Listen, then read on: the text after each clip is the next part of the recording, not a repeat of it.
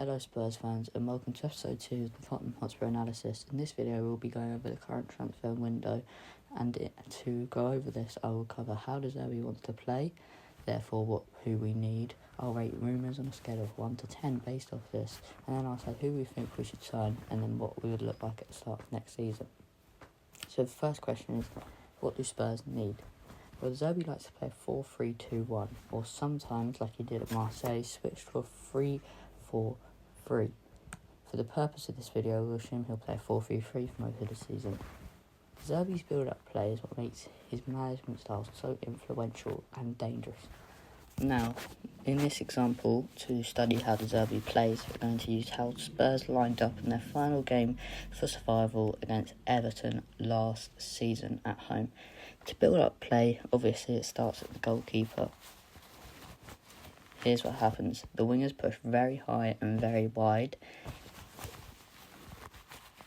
Pedro Porro and Udogie, or the fullbacks, will invert inwards, with Callum Gallagher pushing upwards, with Bentancur and Polina dropping deeper.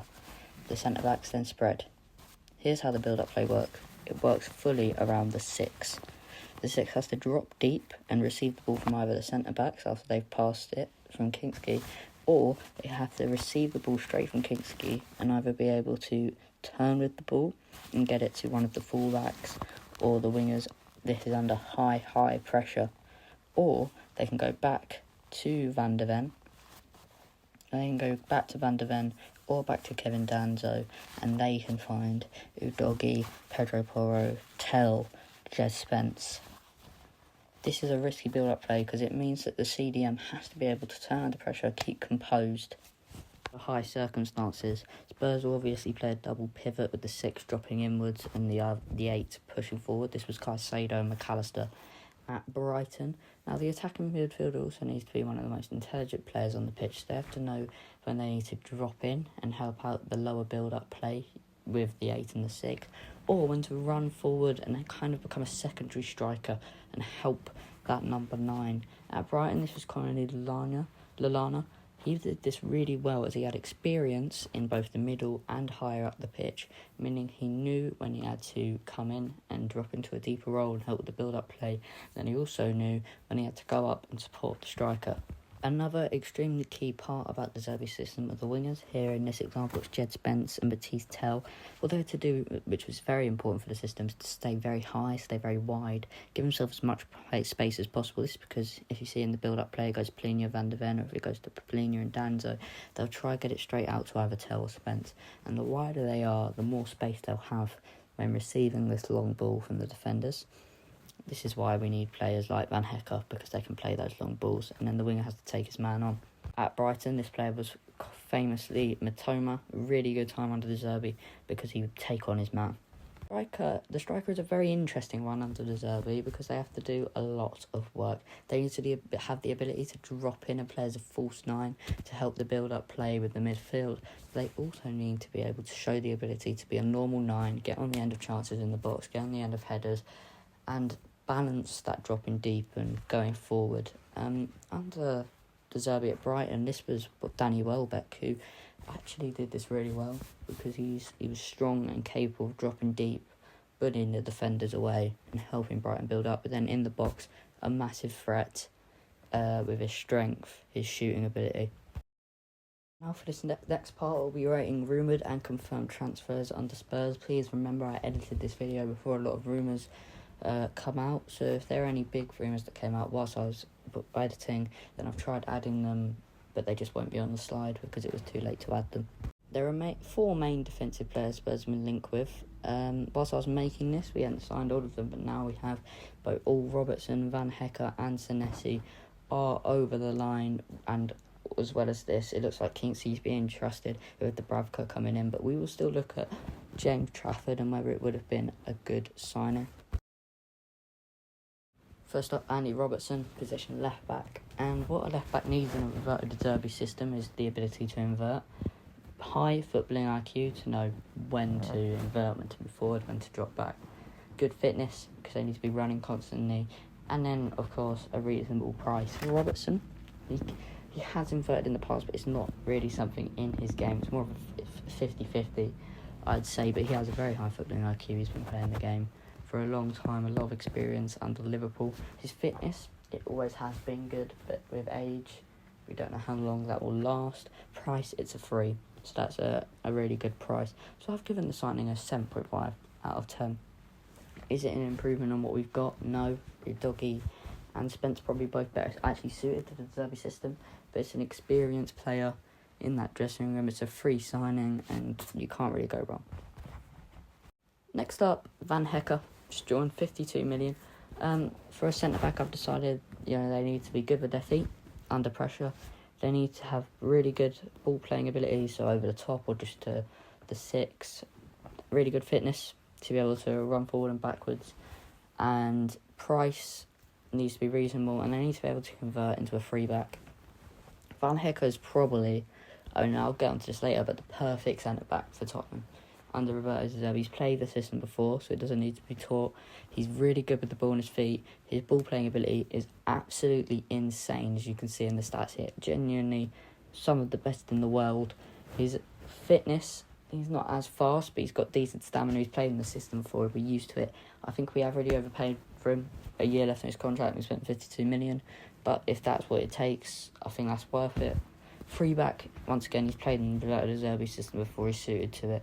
Overall, I'll give it a 9 out of 10. Not much else you can do for your centre-back. A very interesting one next, Senesi from Bournemouth. Good with his feet, yep. Good ball-playing ability, yep. Fitness, it's good. It's good. Price on a free, can't get much better than that. And he has played as a free back before, so I'll give it an 8 out of 10. Free price, really good. He fits the criteria of long balls, good with his feet. He's one of the best progressive defenders in the world last season. So, yeah, good signing, 8 out of 10. Next up, very interesting one. James Trafford, goalkeeper. He does fit the De Zerbi system, as he's good with his feet. He's composed, he can do short passing, and he's got good shot stopping. However, I've given it a 5 or a 6 out of 10, purely because I think he's earned his start, and we don't need him. His price, it's quite a lot for a goalkeeper.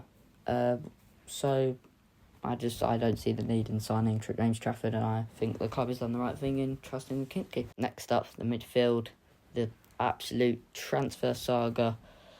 Tonali and Fernandez been going on for a very, very long time at the time of recording. Tonali rumoured to be around 95, 100 million. Fernandez 80 million. But let's analyse the signings first. Tonali, he has played in a double pivot before, which is something I think you need to be able to have done to play in the Zerbi system. Another thing, you need to be able to turn under pressure if you're a defensive CDM, and that isn't something necessarily in his game. So that's a bit of a down point, but he is above average at his progressiveness, and his price is very, very expensive, right? So on paper, it doesn't seem like it's a good signing. But at the end of the day, when the quality is as good as Sandro Tonali, it has to be a 9 out of 10, because he is immense. He controls that football pitch so much. Matheus Fernandes actually fits De Zerbi style a lot better. On the slide, I've accidentally put 7.5, probably meant 8.5 or 9, because he has played in a double pivot before. His turning under pressure / attacking ability is really, really good. He's very good at progressive passing. His price is very expensive, though, for him. He's been relegated 2 years in a row. It's a bit of a risky one to spend that much money, but he does suit the De Zerbi system, but so does Bergvall, and he seems to be kicked out. So I think that signing is just based on what De Zerbi is looking for. Another one, Locatelli. Not my favourite of the signings. He has played a double pivot. He can turn under pressure, and progressively he's one of the best in the world for CDMs. He's got an average price, but I just don't think it's what we should be looking for. I think we need to be looking for quality that will work in the moment and can progress for the future. He's also played in the Italian league his whole life, pretty much. Slow league. Nowhere near the Premier League, so probably takes some time to transition. So 6 out of 10. Next up is Alex Scott. This is a really interesting one.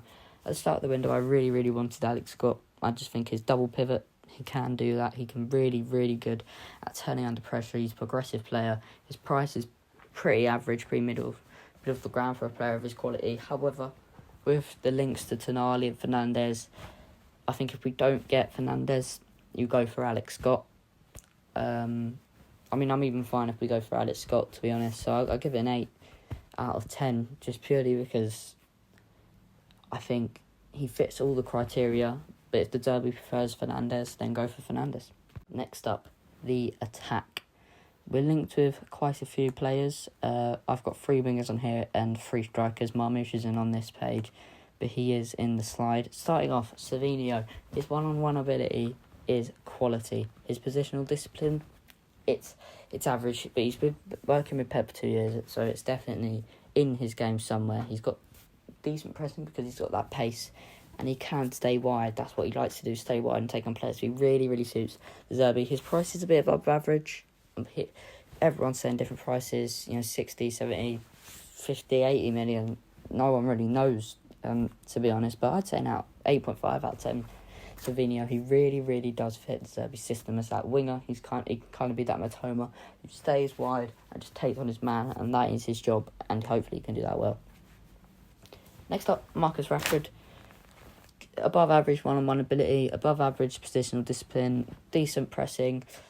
His price average, reckon, 30, 40 million. However, I've actually added another section for Rashford. Very, very large wage. And I think for someone you're going to pay that much of a wage, they need to really suit the system and they really need to be a quality player. I don't think Rashford is that. I'll give him a 7 out of 10. I just don't, maybe a 6.5. He doesn't really suit the Derby system and he's asking for an extortionate wage. Next up, Crescencio Somerville. As I'm recording this, Netherlands have just been knocked out, but he was really good at the World Cup. He's got above average one-on-one ability and positional discipline. His pressing's decent, and his price isn't too bad. West Ham just got relegated. He suits the system, but I think there's players better than him out there on the market, so I'll give it a 7.5 out of 10. Moving on to strikers now, this is the interesting bit. It's whether De Zerbi wants to trust in Solanke, or whether he doesn't. And in this example, we'll just say he doesn't. We'll go with Osimhen first. Link-up play, above average. Positional IQ, good. Pressing, yes. Finishing, good. Price, high. He seems to cause problems most places he goes. I don't know whether I'd want him at Tottenham, to be honest, so I'll give it a 7 out of 10. Next up, really not happy about the links to this player, Vahanovic. I thought, brilliant player, but as I looked into it, he's got very poor link-up play, very poor positional IQ, very poor pressing. He's got decent finishing and a low price on a free, but he's got high wages, so I'll give it a 5.5 or 6 out of 10. So many better options on the market, and this man is one of them. Omar Marmoush. I actually said at the start of the window, this would be my dream signing for Tottenham Hotspur. His link-up play, really good. Positional IQ, really good. His pressing, average. Finishing, good. Price is a bit above average. The only problem with Marmoush is he's not a box striker. He doesn't cause aerial threat. He doesn't really get on the end of tap-ins. But I'd still give him an 8.5 out of 10, because sometimes when a player is quality, a player is quality. So, after I've done that, who actually is perfect for Tottenham Hotspur? And I think we've actually nailed the defenders bang on the head. Van Hecke, unbelievable in the De Zerbi system. Senesi will be unbelievable in that De Zerbi system. Both have that long passing ability, that composure, those progressive balls that really suit the Zerbi system, and both have played in free backs in the past. If I were to say another defender which would suit De Zerbi well, I'd say Bastoni. Bastoni has very, very good. I actually didn't know this about him until I did some research into players that would suit the Derby system. His progressive passing is really good. His touching, he touches the ball a lot in a game. He passes it forward a lot in a game. And he would really suit the Derby system. He's Italian as well, of course. So that's good. But I actually prefer Van Hecke and Senesi because they're proven in the Premier League.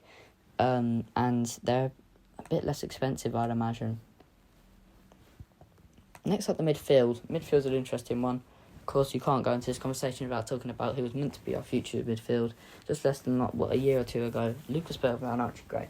Archie Gray looks like he's staying. Lucas Bergvall looks like he's leaving. That is a shame for me, because I think Lucas Bergvall actually does really suit the Zerbi system. But clearly, He wants to go. He wants to get the game time. Zerbi doesn't like him, which is a shame because I really, really like Lucas Berver. He's been one of my favourite players, in his first season at the club under Ange Postecoglou in that Europa League winning season. He got Player of the Season, and Archie Gray obviously got it this season. But with him under departure, I'm happy to bring in Tonali and Fernandes. I think they're two quality players. But if you were to ask me, I'd actually rather go Tonali and Fernandes in this player. But if you ask me who suits the Derby best, I'd say Adam Wharton. His first touch when he's playing deep with the centre-backs, really good under pressure. He invites the pressure. And that movement can open passing lanes that De Zerbi wants. He's a classic De Zerbi footballer. He uses the press to create space for his wingers, and it just fits De Zerbi perfectly. Next up, the attack. A lot of locker strikers here. You can see them on the screen, but I'm going to go over the main ones for me. And the main ones for me are sticking with either Solanke, Marmoush, or Panicelli. Dominic Solanke. Not been probably worth the quite high price tag that we brought him for from Bournemouth so far. But he suits De Zerbi. He can drop deep, play as that false nine almost, help the build-up play, but then also get in the box and score some tap-ins, score some headers. So if De Zerbi can get the best out of Solanke, it really does work. But if De Zerbi cannot, then there's two other players looking to make a difference. Omar Marmoush, as I covered earlier, or Panicelli. Played in Ligue 1 all of last season. Very good at his build-up play and got top goal scorer in Liga. His build-up play is really good. The only problem with him for me is why I put him below Solanke and Marmoush is he's not Premier League proven. He's from Liga, and as we all know, it's a bit of a poor league. So I don't know whether I trust it. No, the best some obviously brilliant strikers come from there, like Kylian Mbappe, but me personally, I just won't trust it. So then, here are my top transfers for every position. Defenders, I go Van Hecker and Senesi in the top two, who we've already signed, with Bastoni in third if we were to sign anyone else apart from those two. The midfielders for that CDM role, that turning role, I've put Tonali first. Listen, when you're that quality, you don't need to really show that you can do the specifics in the Zerbi system. You'll be able to do it, your quality. Adam Wharton really suits the Zerbi system, so I put him second. Watch out for him, maybe if we don't get Tonali. Locatelli, I've just put in there. I wouldn't really want him, but if we somehow messed up Tonali and Wharton, I'd be fine with going out and getting him, but then I'd also just want to keep Bervel at that point. Midfielders for that centre mid position, Fernandes is my first. I think if De Zerbi wants him and he wants us, absolutely perfect. Alex Scott in that second position for me, superb player. Suits the Zerbi system. Boyhood Spurs fan from what we've heard, so you can't get much better than a boyhood Spurs fan who also suits it. And Kone, once again, another player that's been linked with a lot of clubs like Arsenal. I think he's just a good player to have in that centre mid position. But once again, if we got to that point, I'd rather just keep Bervel and use Graham Bervel to the best abilities. Winger-wise, I put Savinho in first. I think he suits the Zerbi system, and I don't think we need to worry about that right side. I think Kudus has got that covered. But for the left side, Savio, good player, can stay wide, take on his man. So I put Rashford, a decent price, but high wages, but he is proven in the Premier League. He's proven himself in the Liga, and now he's proven himself for England. So, sometimes you just have to trust in proven talent. And third, I've gone with Nusa.